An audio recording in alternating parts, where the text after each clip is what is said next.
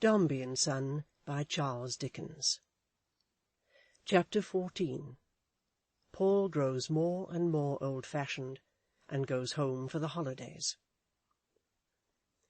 When the midsummer vacation approached, no indecent manifestations of joy were exhibited by the leaden-eyed young gentlemen assembled at Dr. Blimber's.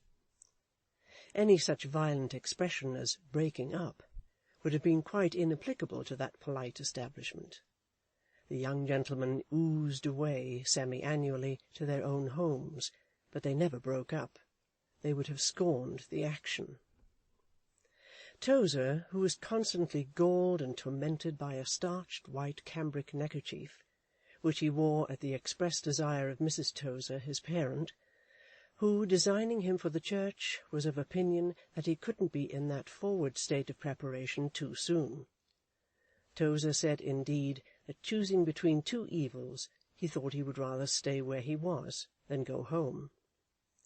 However inconsistent this declaration might appear with that passage in Tozer's essay on the subject, wherein he had observed that the thoughts of home and all its recollections awakened in his mind the most pleasing emotions of anticipation and delight, and had also likened himself to a Roman general flushed with the recent victory over the Iceni, or laden with Carthaginian spoil, advancing within a few hours' march of the Capitol, presupposed, for the purposes of the simile, to be the dwelling-place of Mrs. Tozer. Still, it was very sincerely made, for it seemed that Tozer had a dreadful uncle, who not only volunteered examinations of him in the holidays on abstruse points, but twisted innocent events and things, and wrenched them to the same fell purpose. So that if this uncle took him to the play, or, on a similar pretence of kindness, carried him to see a giant, or a dwarf, or a conjurer, or anything, Tozer knew he had read up some classical allusion to the subject beforehand, and was thrown into a state of mortal apprehension, not foreseeing where he might break out, or what authority he might not quote against him. As to Briggs, his father made no show of artifice about it. He never would leave him alone. So numerous and severe were the mental trials of that unfortunate youth in vacation time, that the friends of the family, then resident near Bayswater, London, seldom approached the ornamental piece of water in Kensington Gardens without a vague expectation of seeing Master Briggs's hat floating on the surface, and an unfinished exercise lying on the bank. Briggs, therefore, was not at all sanguine on the subject of holidays, and these two sharers of little Paul's bedroom were so fair a sample of the young gentlemen in general, that the most elastic among them contemplated the arrival of those festive periods with genteel resignation. It was far otherwise with little Paul. The end of these first holidays was to witness his separation from Florence, but whoever looked forward to the end of holidays whose beginning was not yet come? Not Paul, assuredly. As the happy time drew near, the lions and tigers climbing up the bedroom walls became quite tame and frolicsome. The grim, sly faces in the squares and diamonds of the floor-cloth relaxed and peeped out at him with less wicked eyes. The grave old clock had more of personal interest in the tone of its formal inquiry, and the restless sea went rolling on all night to the sounding of a melancholy strain. Yet it was pleasant, too, that rose and fell with the waves, and rocked him, as it were, to sleep. Mr. Feeder, B.A., seemed to think that he, too, would enjoy the holidays very much. Mr. Toots projected a life of holidays from that time forth, for, as he regularly informed Paul every day, it was his last half at Dr. Blimber's, and he was going to begin to come into his property directly.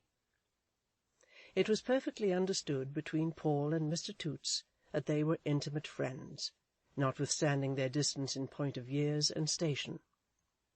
As the vacation approached, and Mr. Toots breathed harder and stared oftener in Paul's society than he had done before, Paul knew that he meant he was sorry they were going to lose sight of each other, and felt very much obliged to him for his patronage and good opinion. It was even understood by Dr. Blimber, Mrs. Blimber, and Miss Blimber, as well as by the young gentlemen in general, that Toots had somehow constituted himself protector and guardian of Dombey, and the circumstance became so notorious, even to Mrs. Pipchin, that the good old creature cherished feelings of bitterness and jealousy against Toots, and in the sanctuary of her own home repeatedly denounced him as a chuckle-headed noodle. Whereas the innocent Toots had no more idea of awakening Mrs. Pipchin's wrath than he had of any other definite possibility or proposition. On the contrary, he was disposed to consider her rather a remarkable character, with many points of interest about her. For this reason he smiled on her with so much urbanity, and asked her how she did so often in the course of her visits to little Paul, that at last she one night told him plainly she wasn't used to it, whatever he might think, and she could not and she would not bear it, either from himself or any other puppy then existing, at which unexpected acknowledgment of his civilities Mr. Toots was so alarmed that he secreted himself in a retired spot until she had gone. Nor did he ever again face the dougherty Mrs. Pipchin under Dr. Blimber's roof.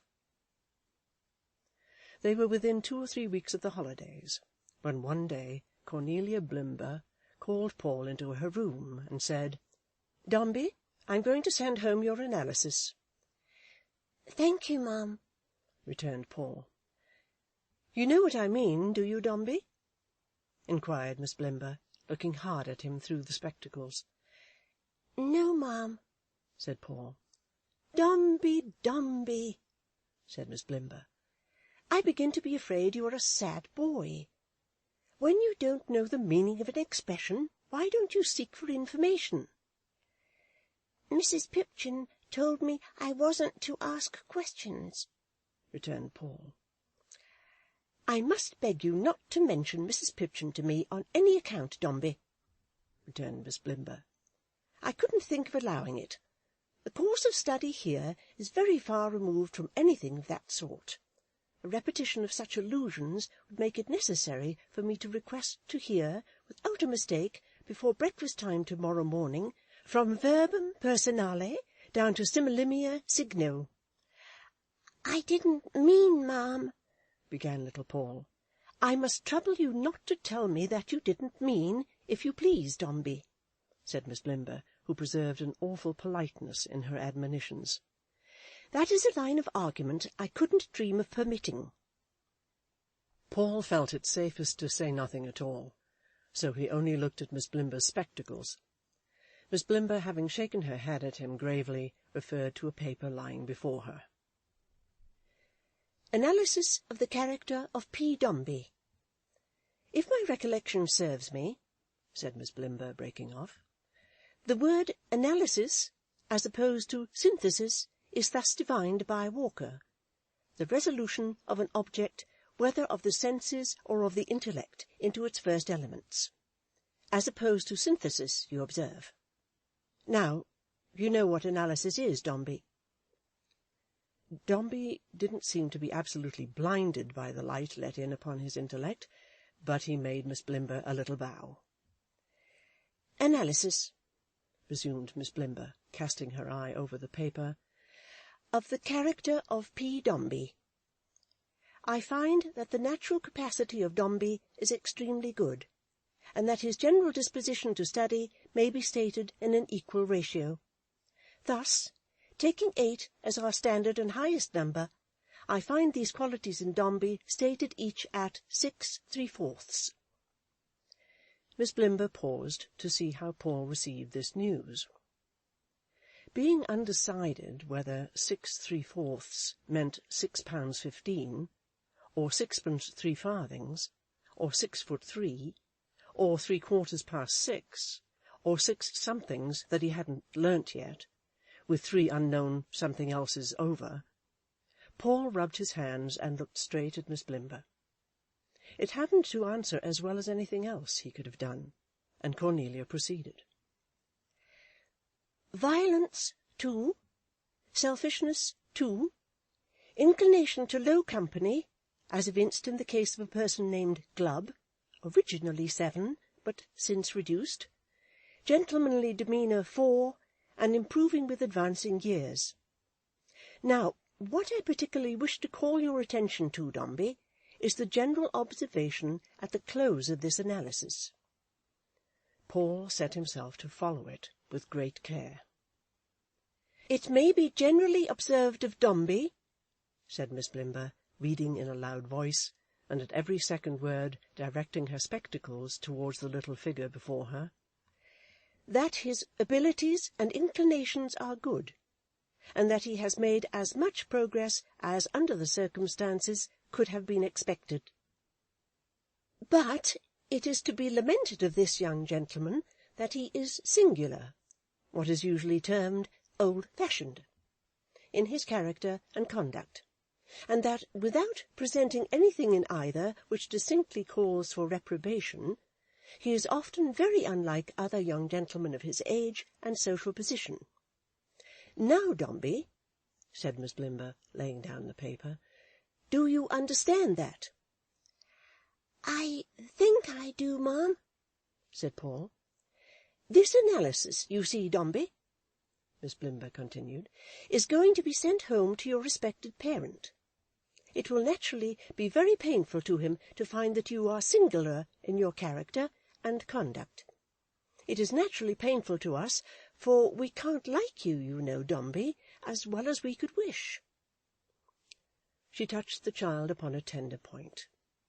He had secretly become more and more solicitous from day to day, as the time of his departure drew more near, that all the house should like him. From some hidden reason, very imperfectly understood by himself, if understood at all, he felt a gradually increasing impulse of affection towards almost everything and everybody in the place. He could not bear to think that they would be quite indifferent to him when he was gone. He wanted them to remember him kindly, and he had made it his business even to conciliate a great hoarse shaggy dog chained up at the back of the house, who had previously been the terror of his life, that even he might miss him when he was no longer there.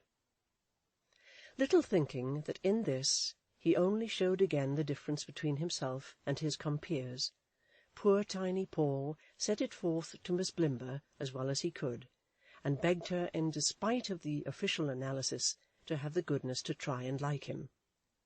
To Mrs. Blimber, who had joined them, he preferred the same petition, and when that lady could not forbear, even in his presence, from giving utterance to her often repeated opinion that he was an odd child, Paul told her that he was sure she was quite right, that he thought it must be his bones, but he didn't know, and that he hoped she would overlook it, for he was fond of them all. "Not so fond," said Paul, with a mixture of timidity and perfect frankness, which was one of the most peculiar and most engaging qualities of the child. "Not so fond as I am Florence, of course. That could never be. You couldn't expect that, could you, ma'am?" "Oh, the old-fashioned little soul!"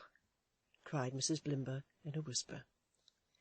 "But I like everybody here very much," pursued Paul, "and I should grieve to go away and think that any one was glad that I was gone, or didn't care." Mrs. Blimber was now quite sure that Paul was the oddest child in the world, and when she told the doctor what had passed, the doctor did not controvert his wife's opinion. But he said, as he had said before, when Paul first came, that study would do much, and he also said, as he had said on that occasion, "Bring him on, Cornelia, bring him on." Cornelia had always brought him on as vigorously as she could, and Paul had had a hard life of it. But over and above the getting through his tasks, he had long had another purpose always present to him, and to which he still held fast. It was to be a gentle, useful, quiet little fellow, always striving to secure the love and attachment of the rest, and though he was yet often to be seen at his old post on the stairs, or watching the waves and clouds from his solitary window, he was oftener found, too, among the other boys, modestly rendering them some little voluntary service. Thus it came to pass that even among those rigid and absorbed young anchorites who mortified themselves beneath the roof of Dr. Blimber, Paul was an object of general interest, a fragile little plaything that they all liked, and that no one would have thought of treating roughly. But he could not change his nature, or rewrite the analysis, and so they all agreed that Dombey was old-fashioned. There were some immunities, however, attaching to the character enjoyed by no one else. They could have better spared a newer-fashioned child. That alone was much. When the others only bowed to Dr. Blimber and family on retiring for the night, Paul would stretch out his morsel of a hand and boldly shake the doctor's, also Mrs. Blimber's, also Cornelia's. If anybody was to be begged off from impending punishment, Paul was always the delegate. The weak-eyed young man himself had once consulted him in reference to a little breakage of glass and china, and it was darkly rumoured that the butler, regarding him with favour such as that stern man had never shown before to mortal boy, had sometimes mingled porter with his table beer to make him strong. Over and above these extensive privileges, Paul had free right of entry to Mr. Feeder's room, from which apartment he had twice led Mr. Toots into the open air in a state of faintness, consequent on an unsuccessful attempt to smoke a very blunt cigar, one of a bundle which that young gentleman had covertly purchased on the shingle from a most desperate smuggler, who had acknowledged in confidence that £200 was the price set upon his head, dead or alive, by the custom-house. It was a snug room, Mr. Feeder's, with his bed in another little room inside of it, and a flute which Mr. Feeder couldn't play yet, but was going to make a point of learning, he said, hanging up over the fireplace. There were some books in it too, and a fishing-rod, for Mr. Feeder said he should certainly make a point of learning to fish when he could find the time.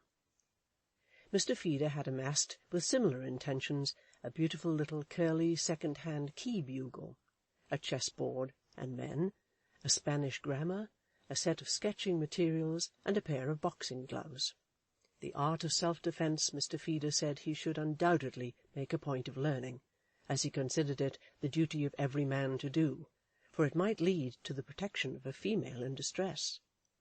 But Mr. Feeder's great possession was a large green jar of snuff, which Mr. Toots had brought down as a present at the close of the last vacation, and for which he had paid a high price, having been the genuine property of the Prince Regent.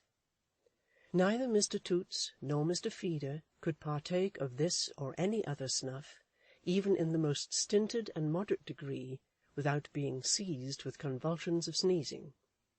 Nevertheless, it was their great delight to moisten a boxful with cold tea, stir it up on a piece of parchment with a paper knife, and devote themselves to its consumption then and there, in the course of which cramming of their noses they endured surprising torments with the constancy of martyrs, and, drinking table beer at intervals, felt all the glories of dissipation. To little Paul, sitting silent in their company, and by the side of his chief patron, Mr. Toots, there was a dread charm in these reckless occasions, and when Mr. Feeder spoke of the dark mysteries of London, and told Mr. Toots that he was going to observe it himself closely in all its ramifications in the approaching holidays, and for that purpose had made arrangements to board with 2 old maiden ladies at Peckham, Paul regarded him as if he were the hero of some book of travels or wild adventure, and was almost afraid of such a slashing person. Going into this room one evening, when the holidays were very near, Paul found Mr. Feeder filling up the blanks in some printed letters, while some others, already filled up and strewn before him, were being folded and sealed by Mr. Toots. Mr. Feeder said, "Aha, Dombey, there you are you?" For they were always kind to him, and glad to see him, and then said, tossing one of the letters towards him, "And there you are too, Dombey. That's yours." "Mine, sir?" said Paul. "Your invitation," returned Mr. Feeder. Paul, looking at it, found in copper-plate print, with the exception of his own name and the date, which were in Mr. Feeder's penmanship, that Dr. and Mrs. Blimber requested the pleasure of Mr. P. Dombey's company at an early party on Wednesday evening the 17th instant, and that the hour was 7:30 o'clock, and that the object was quadrilles. Mr. Toots also showed him, by holding up a companion sheet of paper, that Dr. and Mrs. Blimber requested the pleasure of Mr. Toots's company at an early party on Wednesday evening the 17th instant, when the hour was 7:30 o'clock, and when the object was quadrilles. He also found, on glancing at the table where Mr. Feeder sat, that the pleasure of Mr. Briggs's company, and of Mr. Tozer's company, and of every young gentleman's company was requested by Dr. and Mrs. Blimber on the same genteel occasion. Mr. Feeder then told him, to his great joy, that his sister was invited, and that it was a half-yearly event, and that, as the holidays began that day, he could go away with his sister after the party if he liked, which Paul interrupted him to say he would like very much. Mr. Feeder then gave him to understand that he would be expected to inform Dr. and Mrs. Blimber, in superfine small hand, that Mr. P. Dombey would be happy to have the honour of waiting on them in accordance with their polite invitation. Lastly, Mr. Feeder said he had better not refer to the festive occasion in the hearing of Dr. and Mrs. Blimber, as these preliminaries and the whole of the arrangements were conducted on principles of classicality and high breeding, and that Dr. and Mrs. Blimber on the one hand, and the young gentleman on the other, were supposed, in their scholastic capacities, not to have the least idea of what was in the wind. Paul thanked Mr. Feeder for these hints, and pocketing his invitation, sat down on a stool by the side of Mr. Toots as usual. But Paul's head, which had long been ailing more or less, and was sometimes very heavy and painful, felt so uneasy that night that he was obliged to support it on his hand, and yet it dropped so, that by little and little it sunk on Mr. Toots's knee, and rested there, as if it had no care to be ever lifted up again. That was no reason why he should be deaf, but he must have been, he thought, for by and by he heard Mr. Feeder calling in his ear and gently shaking him to rouse his attention. And when he raised his head, quite scared, and looked about him, he found that Dr. Blimber had come into the room, and that the window was open, and that his forehead was wet with sprinkled water, though how all this had been done without his knowledge was very curious indeed. "Ah, come, come, that's well. How's my little friend now?" said Dr. Blimber encouragingly. "Oh, quite well, thank you, sir," said Paul. But there seemed to be something the matter with the floor, for he couldn't stand upon it steadily, and with the walls too, for they were inclined to turn round and round, and could only be stopped by being looked at very hard indeed. Mr. Toots's head had the appearance of being at once bigger and farther off than was quite natural, and when he took Paul in his arms to carry him upstairs, Paul observed with astonishment that the door was in quite a different place from that in which he had expected to find it, and almost thought at first that Mr. Toots was going to walk straight up the chimney. It was very kind of Mr. Toots to carry him to the top of the house so tenderly, and Paul told him that it was. But Mr. Toots said he would do a great deal more than that if he could, and indeed he did more as it was, for he helped Paul to undress, and helped him to bed in the kindest manner possible, and then sat down by the bedside and chuckled very much, while Mr. Feeder, B.A., leaning over the bottom of the bedstead, set all the little bristles on his head bolt upright with his bony hands, and then made believe to spar at Paul with great science, on account of his being all right again, which was so uncommonly facetious, and kind too in Mr. Feeder, that Paul, not being able to make up his mind whether it was best to laugh or cry at him, did both at once. How Mr. Toots melted away, and Mr. Feeder changed into Mrs. Pipchin, Paul never thought of asking, neither was he at all curious to know. but when he saw Mrs. Pipchin standing at the bottom of the bed instead of Mr. Feeder, he cried out, "Mrs. Pipchin, don't tell Florence." "Don't tell Florence what, my little Paul?" said Mrs. Pipchin, coming round to the bedside and sitting down in the chair. "About me," said Paul. "No, no," said Mrs. Pipchin. "What do you think I mean to do when I grow up, Mrs. Pipchin?" inquired Paul, turning his face towards her on his pillow, and resting his chin wistfully on his folded hands. Mrs. Pipchin couldn't guess.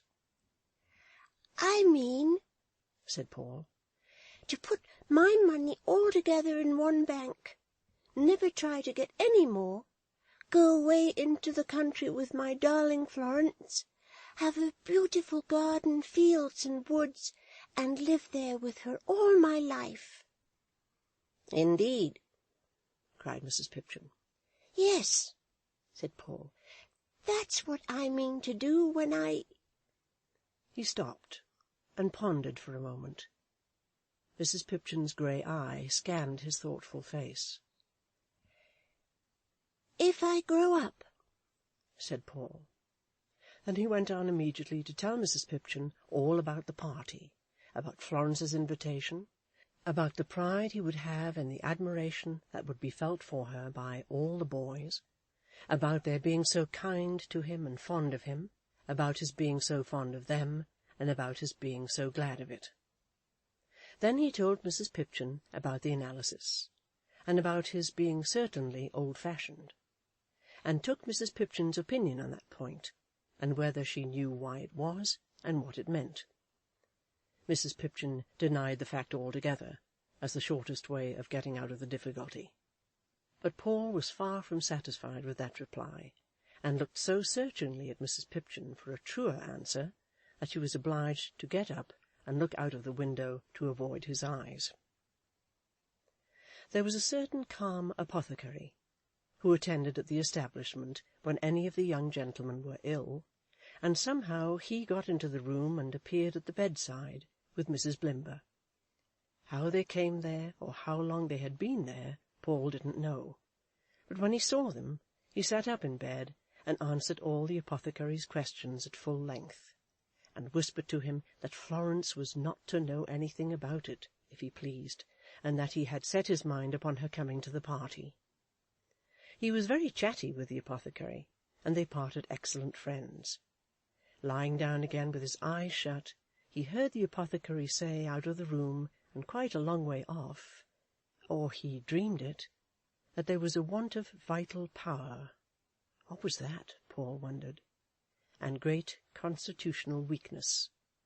That as the little fellow had set his heart on parting with his schoolmates on the 17th, it would be better to indulge the fancy if he grew no worse.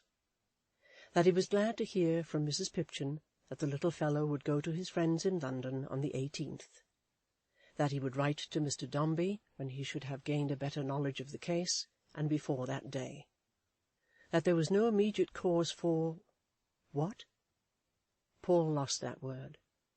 And that the little fellow had a fine mind, but was an old-fashioned boy. What old-fashioned could that be, Paul wondered with a palpitating heart, that was so visibly expressed in him, so plainly seen by so many people?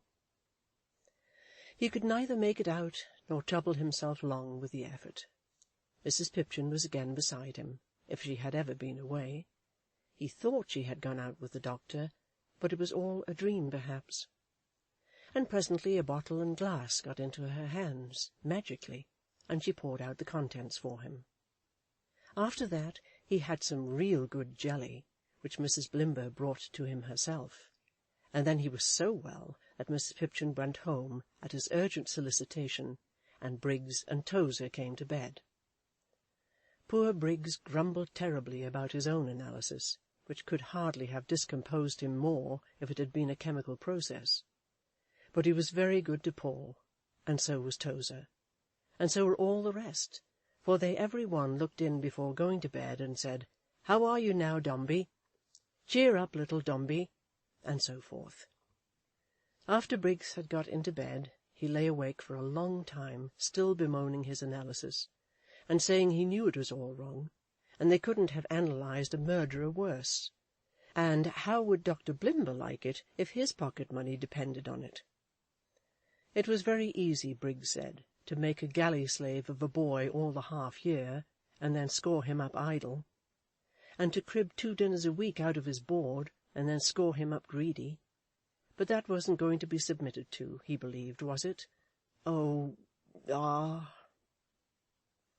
Before the weak-eyed young man performed on the gong next morning, he came upstairs to Paul and told him he was to lie still, which Paul very gladly did. Mrs. Pipchin reappeared a little before the apothecary, and a little after the good young woman whom Paul had seen cleaning the stove on that first morning, how long ago it seemed now, had brought him his breakfast. There was another consultation, a long way off, or else Paul dreamed it again, and then the apothecary, coming back with Dr. and Mrs. Blimber, said, "Yes, I think, Dr. Blimber, we may release this young gentleman from his books just now, the vacation being so very near at hand." "By all means," said Dr. Blimber. "My love, you will inform Cornelia, if you please." "Assuredly," said Mrs. Blimber. The apothecary, bending down, looked closely into Paul's eyes, and felt his head, and his pulse, and his heart, with so much interest and care that Paul said, "Thank you, sir." "Our little friend," observed Dr. Blimber, "has never complained." "Oh, no," replied the apothecary. "He was not likely to complain." "You find him greatly better?" said Dr. Blimber. "Oh, he's greatly better, sir," returned the apothecary. Paul had begun to speculate in his own odd way on the subject that might occupy the apothecary's mind just at that moment, so musingly had he answered the 2 questions of Dr. Blimber. But the apothecary, happening to meet his little patient's eyes as the latter set off on that mental expedition, and coming instantly out of his abstraction with a cheerful smile, Paul smiled in return, and abandoned it. He lay in bed all that day, dozing and dreaming, and looking at Mr. Toots, but got up on the next and went downstairs. Lo and behold, there was something the matter with the great clock, and a workman on a pair of steps had taken its face off, and was poking instruments into the works by the light of a candle. This was a great event for Paul, who sat down on the bottom stair and watched the operation attentively, now and then glancing at the clock face, leaning all askew against the wall hard by, and feeling a little confused by a suspicion that it was ogling him. The workman on the steps was very civil, and as he said when he observed Paul, "How do you do, sir?" Paul got into conversation with him, and told him he hadn't been quite well lately. The ice being thus broken, Paul asked him a multitude of questions about chimes and clocks, as whether people watched up in the lonely church steeples by night to make them strike, and how the bells were rung when people died, and whether those were different bells from wedding bells, or only sounded dismal in the fancies of the living. Finding that his new acquaintance was not very well informed on the subject of the curfew bell of ancient days, Paul gave him an account of that institution, and also asked him, as a practical man, what he thought about King Alfred's idea of measuring time by the burning of candles, to which the workman replied that he thought it would be the ruin of the clock trade if it was to come up again. In fine, Paul looked on until the clock had quite recovered its familiar aspect, and resumed its sedate inquiry, when the workman, putting away his tools in a long basket, bade him good day, and went away, though not before he had whispered something on the door-mat to the footman, in which there was the phrase old-fashioned, for Paul heard it. What could that old-fashioned be, that seemed to make the people sorry? What could it be? Having nothing to learn now, he thought of this frequently, though not so often as he might have done if he had had fewer things to think of. But he had a great many, and was always thinking all day long. First, there was Florence coming to the party. Florence would see that the boys were fond of him, and that would make her happy. This was his great theme. Let Florence once be sure that they were gentle and good to him, and that he had become a little favourite among them, and then they would always think of the time he had passed there without being very sorry. Florence might be all the happier too for that, perhaps, when he came back. When he came back, 50 times a day his noiseless little feet went up the stairs to his own room, as he collected every book and scrap and trifle that belonged to him, and put them all together there, down to the minutest thing, for taking home. There was no shade of coming back on little Paul. No preparation for it, or other reference to it, grew out of anything he thought or did, except this slight one in connection with his sister. On the contrary, he had to think of everything familiar to him, in his contemplative moods and in his wanderings about the house, as being to be parted with, and hence the many things he had to think of all day long. He had to peep into those rooms upstairs, and think how solitary they would be when he was gone, and wonder through how many silent days, weeks, months, and years they would continue just as grave and undisturbed. He had to think, would any other child, old-fashioned like himself, stray there at any time, to whom the same grotesque distortions of pattern and furniture would manifest themselves, and would anybody tell that boy of little Dombey, who had been there once? He had to think of a portrait on the stairs which always looked earnestly after him as he went away, eyeing it over his shoulder, and which, when he passed it in the company of any one, still seemed to gaze at him, and not at his companion. He had much to think of, in association with a print that hung up in another place, where, in the centre of a wondering group, one figure that he knew, a figure with a light about its head, benignant, mild, and merciful, stood pointing upward. At his own bedroom window there were crowds of thoughts that mixed with these, and came on one upon another like the rolling waves. Where those wild birds lived that were always hovering out at sea in troubled weather, where the clouds rose and first began, whence the wind issued on its rushing flight, and where it stopped, whether the spot where he and Florence had so often sat and watched and talked about these things could ever be exactly as it used to be without them, whether it could ever be the same to Florence if he were in some distant place and she were sitting there alone. He had to think, too, of Mr. Toots and Mr. Feeder, B.A., of all the boys, and of Dr. Blimber, Mrs. Blimber, and Miss Blimber, of home, and of his aunt and Miss Tox, of his father, Dombey and Son, Walter, with the poor old uncle who had got the money he wanted, and that gruff-voiced captain with the iron hand.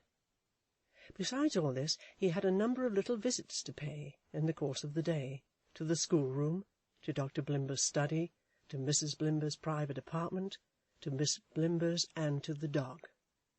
For he was free of the whole house now to range it as he chose, and in his desire to part with everybody on affectionate terms, he attended in his way to them all. Sometimes he found places in books for Briggs, who was always losing them. Sometimes he looked up words in dictionaries for other young gentlemen who were in extremity. Sometimes he held skeins of silk for Mrs. Blimber to wind. Sometimes he put Cornelia's desk to rights. Sometimes he would even creep into the doctor's study, and, sitting on the carpet near his learned feet, turn the globes softly, and go round the world, or take a flight among the far-off stars.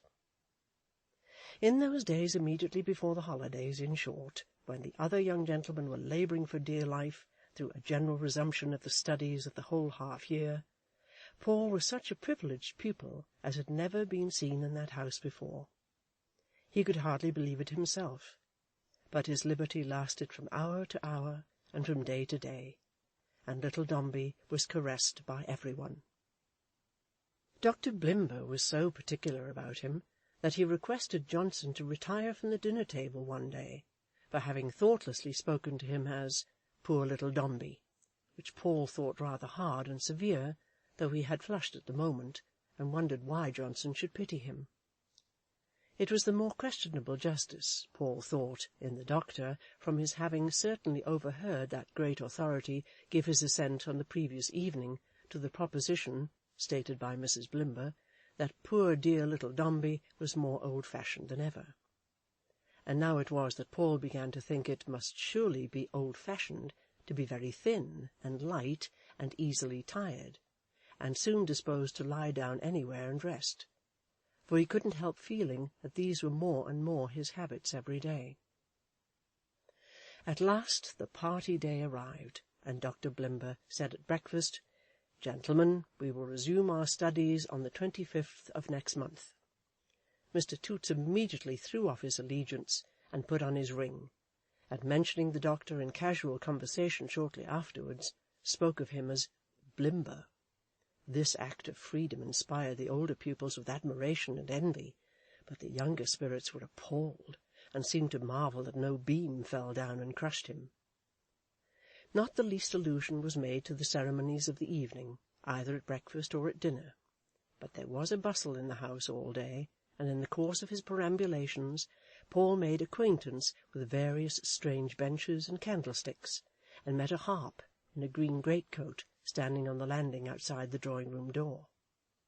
There was something queer, too, about Mrs. Blimber's head at dinner-time, as if she had screwed her hair up too tight, and though Miss Blimber showed a graceful bunch of plaited hair on each temple, she seemed to have her own little curls in paper underneath, and in a playbill too, for Paul read Theatre Royal over one of her sparkling spectacles, and Brighton over the other. There was a grand array of white waistcoats and cravats in the young gentlemen's bedrooms as evening approached, and such a smell of singed hair that Dr. Blimber sent up the footman with his compliments, and wished to know if the house was on fire. But it was only the hairdresser, curling the young gentleman, and overheating his tongs in the ardour of business. When Paul was dressed, which was very soon done, for he felt unwell and drowsy, and was not able to stand about it very long, he went down into the drawing-room, where he found Dr. Blimber pacing up and down the room, full dressed, but with a dignified and unconcerned demeanour, as if he thought it barely possible that one or two people might drop in by and by. Shortly afterwards Mrs. Blimber appeared, looking lovely, Paul thought, and attired in such a number of skirts that it was quite an excursion to walk round her. Miss Blimber came down soon after her mamma, a little squeezed in appearance, but very charming. Mr. Toots and Mr. Feeder were the next arrivals. Each of these gentlemen brought his hat in his hand, as if he lived somewhere else, and when they were announced by the butler, Dr. Blimber said, "Aye, aye, aye, God bless my soul," and seemed extremely glad to see them. Mr. Toots was one blaze of jewellery and buttons, and he felt the circumstance so strongly that when he had shaken hands with the doctor, and had bowed to Mrs. Blimber and Miss Blimber, he took Paul aside and said, "What do you think of this, Dombey?" But notwithstanding this modest confidence in himself, Mr. Toots appeared to be involved in a good deal of uncertainty whether, on the whole, it was judicious to button the bottom button of his waistcoat, and whether, on a calm revision of all the circumstances, it was best to wear his waistbands turned up or turned down. Observing that Mr. Feeder's were turned up, Mr. Toots turned his up, but the waistbands of the next arrival being turned down, Mr. Toots turned his down. The differences in point of waistcoat buttoning, not only at the bottom but at the top too, became so numerous and complicated as the arrivals thickened, that Mr. Toots was continually fingering that article of dress, as if he were performing on some instrument, and appeared to find the incessant execution it demanded quite bewildering. All the young gentlemen, tightly cravatted, curled, and pumped, and with their best hats in their hands, having been at different times announced and introduced, Mr. Baps, the dancing-master, came, accompanied by Mrs. Baps, to whom Mrs. Blimber was extremely kind and condescending. Mr. Baps was a very grave gentleman, with a slow and measured manner of speaking, and before he had stood under the lamp 5 minutes, he began to talk to Toots, who had been silently comparing pumps with him, about what you were to do with your raw materials when they came into your ports in return for your drain of gold. Mr. Toots, to whom the question seemed perplexing, suggested cook 'em, but Mr. Baps did not appear to think that would do. Paul now slipped away from the cushioned corner of a sofa, which had been his post of observation, and went downstairs into the tea-room to be ready for Florence, whom he had not seen for nearly a fortnight, as he had remained at Dr. Blimber's on the previous Saturday and Sunday, lest he should take cold. Presently she came, looking so beautiful in her simple ball-dress, with her fresh flowers in her hand, that when she knelt down on the ground to take Paul round the neck and kiss him, for there was no one there but his friend and another young woman waiting to serve out the tea, he could hardly make up his mind to let her go again, or to take away her bright and loving eyes from his face. "But what is the matter, Floy?" asked Paul, almost sure that he saw a tear there. "Nothing, darling, nothing," returned Florence. Paul touched her cheek gently with his finger, and it was a tear. "Why, Floy," said he. "We'll go home together, and I'll nurse you, love," said Florence. "Nurse me?" echoed Paul. Paul couldn't understand what that had to do with it, nor why the two young women looked on so seriously, nor why Florence turned away her face for a moment, and then turned it back, lighted up again with smiles. "Floy," said Paul, holding a ringlet of her dark hair in his hand, "tell me, dear, do you think I have grown old-fashioned?" His sister laughed and fondled him, and told him, "No." "Because I know they say so," returned Paul.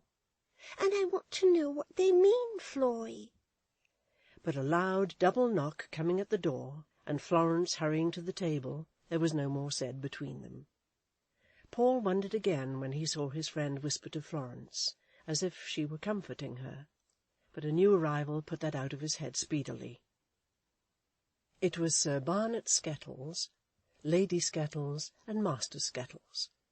Master Skettles was to be a new boy after the vacation, and Fame had been busy in Mr. Feeder's room with his father, who was in the House of Commons, and of whom Mr. Feeder had said that when he did catch the Speaker's eye, which he had been expected to do for 3 or 4 years, it was anticipated that he would rather touch up the Radicals. "And what room is this now, for instance?" said Lady Skettles to Paul's friend Melia. "Dr. Blimber's study, ma'am," was the reply. Lady Skettles took a panoramic survey of it through her glass, and said to Sir Barnet Skettles, with a nod of approval, "Very good." Sir Barnet assented, but Master Skettles looked suspicious and doubtful. "And this little creature, now," said Lady Skettles, turning to Paul, "is he one of the—" "Young gentlemen, ma'am, yes, ma'am," said Paul's friend. "And what is your name, my pale child?" said Lady Skettles. "Dombey," answered Paul. Sir Barnet Skettles immediately interposed, and said that he had had the honour of meeting Paul's father at a public dinner, and that he hoped he was very well. Then Paul heard him say to Lady Skettles, "City, very rich, most respectable. Doctor mentioned it." And then he said to Paul, "Will you tell your good papa that Sir Barnet Skettles rejoices to hear that he was very well, and send him his best compliments?" "Yes, sir," answered Paul. "That is my brave boy," said Sir Barnet Skettles. "Barnet," to Master Skettles, who was revenging himself for the studies to come on the plum cake, "this is a young gentleman you ought to know. This is a young gentleman you may know, Barnet," said Sir Barnet Skettles, with an emphasis on the permission. "What eyes, what hair, what a lovely face!" exclaimed Lady Skettles softly, as she looked at Florence through her glass. "My sister," said Paul, presenting her. The satisfaction of the Skettleses was now complete, and as Lady Skettles had conceived, at first sight, a liking for Paul, they all went upstairs together, Sir Barnet Skettles taking care of Florence, and young Barnet following. Young Barnet did not remain long in the background after they had reached the drawing-room, for Dr. Blimber had him out in no time, dancing with Florence. He did not appear to Paul to be particularly happy, or particularly anything but sulky, or to care much what he was about. But as Paul heard Lady Skettles say to Mrs. Blimber, while she beat time with her fan, that her dear boy was evidently smitten to death by that angel of a child, Miss Dombey, it would seem that Skettles junior was in a state of bliss, without showing it. Little Paul thought it a singular coincidence that nobody had occupied his place among the pillows, and that when he came into the room again they should all make way for him to go back to it, remembering it was his. Nobody stood before him either when they observed that he liked to see Florence dancing, but they left the space in front quite clear, so that he might follow her with his eyes. They were so kind, too, even the strangers, of whom there were soon a great many, that they came and spoke to him every now and then, and asked him how he was, and if his head ached, and whether he was tired. He was very much obliged to them for all their kindness and attention, and reclining propped up in his corner, with Mrs. Blimber and Lady Skettles on the same sofa, and Florence coming and sitting by his side as soon as every dance was ended, he looked on very happily indeed. Florence would have sat by him all night, and would not have danced at all of her own accord, but Paul made her, by telling her how much it pleased him. And he told her the truth too, for his small heart swelled and his face glowed when he saw how much they all admired her, and how she was the beautiful little rosebud of the room. From his nest among the pillows, Paul could see and hear almost everything that passed, as if the whole were being done for his amusement. Among other little incidents that he observed Mr. Baps, the dancing-master, get into conversation with Sir Barnet Skettles, and very soon ask him, as he had asked Mr. Toots, what you were to do with your raw materials when they came into your ports in return for your drain of gold, which was such a mystery to Paul that he was quite desirous to know what ought to be done with them. Sir Barnet Skettles had much to say upon the question, and said it, but it did not appear to solve the question, for Mr. Baps retorted, "Yes, but supposing Russia stepped in with her tallows," which struck Sir Barnet almost dumb, for he could only shake his head after that and say, "Why, then you must fall back upon your cottons," he supposed. Sir Barnet Skettles looked after Mr. Baps when he went to cheer up Mrs. Baps, who, being quite deserted, was pretending to look over the music-book of the gentleman who played the harp, as if he thought him a remarkable kind of man, and shortly afterwards he said so in those words to Dr. Blimber, and inquired if he might take the liberty of asking who he was, and whether he had ever been in the Board of Trade. Dr. Blimber answered no, he believed not, and that in fact he was a professor of something connected with statistics, I'll swear," observed Sir Barnet Skettles. "Why, no, Sir Barnet," replied Dr. Blimber, rubbing his chin. "No, not exactly." "Figures of some sort, I would venture a bet," said Sir Barnet Skettles. "Why, yes," said Dr. Blimber. "Yes, but not of that sort. Mr. Baps is a very worthy sort of man, Sir Barnet, and, in fact, he's our Professor of Dancing." Paul was amazed to see that this piece of information quite altered Sir Barnet Skettles' opinion of Mr. Baps, and that Sir Barnet flew into a perfect rage, and glowered at Mr. Baps over on the other side of the room. He even went so far as to Mr. Baps to Lady Skettles, in telling her what had happened, and to say that it was like his most consummate and confounded impudence. There was another thing that Paul observed. Mr. Feeder, after imbibing several custard cups of negus, began to enjoy himself. The dancing in general was ceremonious, and the music rather solemn, a little like church music, in fact. But after the custard cups, Mr. Feeder told Mr. Toots that he was going to throw a little spirit into the thing. After that, Mr. Feeder not only began to dance as if he meant dancing and nothing else, but secretly to stimulate the music to perform wild tunes. Further, he became particular in his attentions to the ladies, and dancing with Miss Blimber, whispered to her, though not so softly but that Paul heard him say this remarkable poetry: "Had I a heart for falsehood framed, I ne'er could injure you." This Paul heard him repeat to 4 young ladies in succession. Well might Mr. Feeder say to Mr. Toots that he was afraid he should be the worse for it to-morrow. Mrs. Blimber was a little alarmed by this, comparatively speaking, profligate behaviour, and especially by the alteration in the character of the music, which, beginning to comprehend low melodies that were popular in the streets, might not unnaturally be supposed to give offence to Lady Skettles.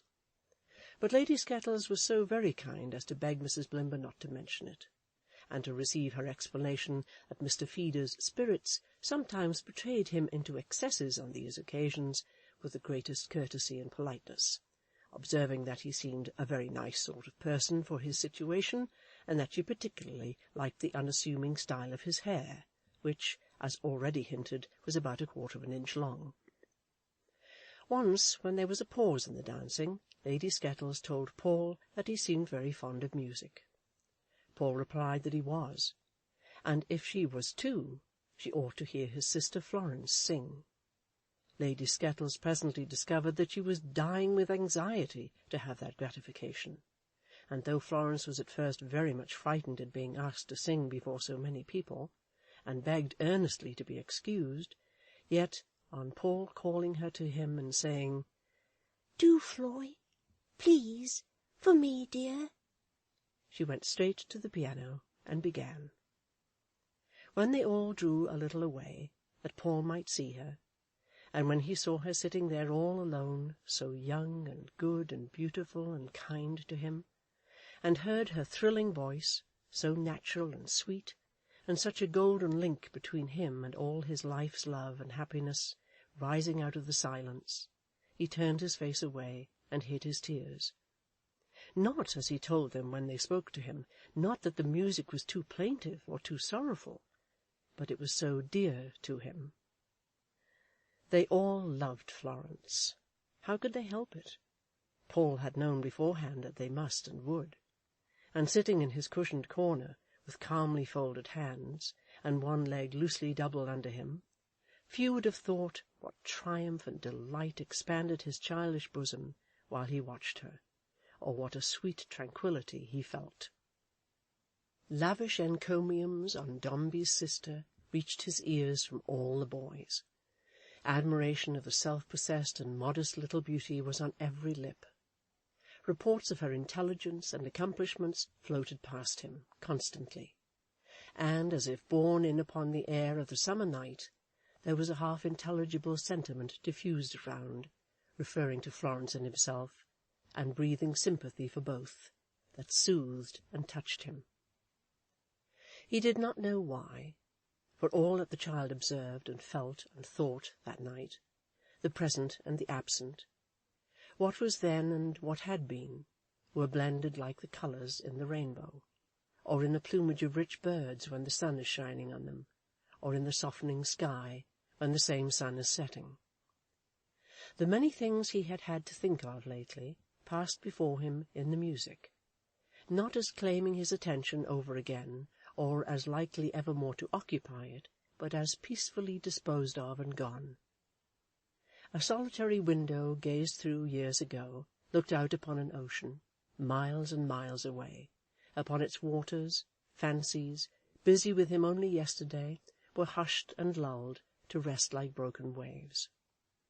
The same mysterious murmur he had wondered at when lying on his couch upon the beach, he thought he still heard, sounding through his sister's song, and through the hum of voices and the tread of feet, and having some part in the faces flitting by, and even in the heavy gentleness of Mr. Toots, who frequently came up to shake him by the hand. Through the universal kindness he still thought he heard it, speaking to him, and even his old-fashioned reputation seemed to be allied to it, he knew not how. Thus little Paul sat musing, listening, looking on, and dreaming, and was very happy. Until the time arrived for taking leave, and then, indeed, there was a sensation in the party. Sir Barnet Skettles brought up Skettles junior to shake hands with him, and asked him if he would remember to tell his good papa, with his best compliments, that he, Sir Barnet Skettles, had said he hoped the two young gentlemen would become intimately acquainted. Lady Skettles kissed him, and patted his hair upon his brow, and held him in her arms, and even Mrs. Baps, poor Mrs. Baps, Paul was glad of that, came over from beside the music-book of the gentleman who played the harp, and took leave of him quite as heartily as anybody in the room. "Good-bye, Dr. Blimber," said Paul, stretching out his hand. "Good-bye, my little friend," returned the doctor. "I'm very much obliged to you, sir," said Paul, looking innocently up into his awful face. "Ask them to take care of Diogenes, if you please." Diogenes was the dog, who had never in his life received a friend into his confidence before Paul. The doctor promised that every attention should be paid to Diogenes in Paul's absence, and Paul, having again thanked him and shaken hands with him, bade adieu to Mrs. Blimber and Cornelia with such heartfelt earnestness that Mrs. Blimber forgot from that moment to mention Cicero to Lady Skettles, though she had fully intended it all the evening. Cornelia, taking both Paul's hands in hers, said, "Dombey, Dombey, you have always been my favourite pupil. God bless you." And it showed, Paul thought, how easily one might do injustice to a person, for Miss Blimber meant it, though she was a forcer, and felt it. A boy then went round among the young gentlemen of "Dombey's going, little Dombey's going," and there was a general move after Paul and Florence down the staircase and into the hall, in which the whole Blimber family were included. Such a circumstance Mr. Feeder said aloud as had never happened in the case of any former young gentleman within his experience, but it would be difficult to say if this were sober fact or custard cups. The servants, with the butler at their head, had all an interest in seeing little Dombey go, and even the weak-eyed young man, taking out his books and trunks to the coach that was to carry him and Florence to Mrs. Pipchin's for the night, melted visibly. Not even the influence of the softer passion on the young gentleman, and they all, to a boy, doted on Florence, could restrain them from taking quite a noisy leave of Paul, waving hats after him, pressing downstairs to shake hands with him, crying individually, "Dombey, don't forget me," and indulging in many such ebullitions of feeling, uncommon among those young Chesterfields. Paul whispered Florence, as she wrapped him up before the door was opened, did she hear them? Would she ever forget it? Was she glad to know it? And a lively delight was in his eyes as he spoke to her. Once, for a last look, he turned and gazed upon the faces thus addressed to him, surprised to see how shining and how bright and numerous they were, and how they were all piled and heaped up as faces are at crowded theatres. They swam before him as he looked, like faces in an agitated glass, and next moment he was in the dark coach outside, holding close to Florence. From that time, whenever he thought of Dr. Blimber's, it came back as he had seen it in this last view, and it never seemed to be a real place again, but always a dream, full of eyes. This was not quite the last of Dr. Blimber's, however. There was something else. There was Mr. Toots, who, unexpectedly letting down one of the coach windows, and looking in, said with a most egregious chuckle, "Is Dombey there?" and immediately put it up again, without waiting for an answer. Nor was this quite the last of Mr. Toots even, for before the coachman could drive off, he as suddenly let down the other window, and looking in with a precisely similar chuckle, said in a precisely similar tone of voice, "Is Dombey there?" and disappeared precisely as before. How Florence laughed! Paul often remembered it, and laughed himself whenever he did so.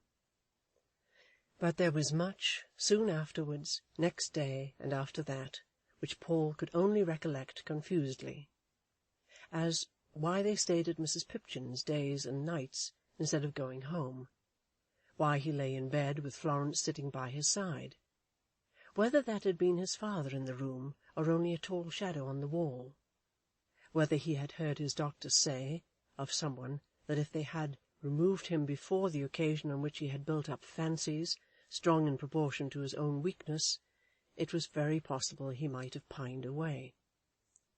He could not even remember whether he had often said to Florence, "Oh, Floy, take me home and never leave me," but he thought he had. He fancied sometimes he had heard himself repeating, "Take me home, Floy, take me home." But he could remember, when he got home and was carried up the well-remembered stairs, that there had been the rumbling of a coach for many hours together, while he lay upon the seat, with Florence still beside him, and old Mrs. Pipchin sitting opposite. He remembered his old bed, too, when they laid him down in it, his aunt, Miss Tox, and Susan. But there was something else, and recent, too, that still perplexed him. "I want to speak to Florence, if you please," he said. "To Florence by herself, for a moment." She bent down over him, and the others stood away. "Floy, my pet, wasn't that Papa in the hall when they brought me from the coach?" "Yes, dear." "He didn't cry and go into his room, Floy, did he, when he saw me coming in?" Florence shook her head and pressed her lips against his cheek. "I'm very glad he didn't cry," said little Paul. "I thought he did. Don't tell them that I asked." End of chapter 14.